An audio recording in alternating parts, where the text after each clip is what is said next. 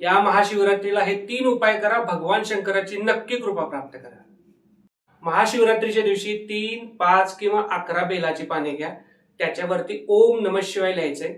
त्यासाठी आपल्याला चंदनाचा वापर करायचा आहे किंवा केशराचा वापर करायचा आहे। बेलाच्या काडीनच त्याच्यावरती ओम नमः शिवाय असं लिहायचं प्रत्येक पानावरती, नंतर ती शिवलिंगावरती अर्पण करायचे। हा उपाय केल्यामुळे मनशांती प्राप्त होते, त्याच्यासोबत धनप्राप्तीच्या मार्गातले अडथळे आहेत ते दूर व्हायला मदत होईल। उपाय क्रमांक 2, दूध, मध आणि पाणी याचं एक मिश्रण तयार करा, त्यानं शिवलिंगावरती अभिषेक करा। अभिषेक करताना ओम नमः शिवायचा जप कंटिन्युअस मध्ये करत राहा, यामुळे ग्रह शांती होते, नोकरीतील अडचणी दूर होतात, व्यवसायामध्ये प्रगती होण्यासाठी मदत होते।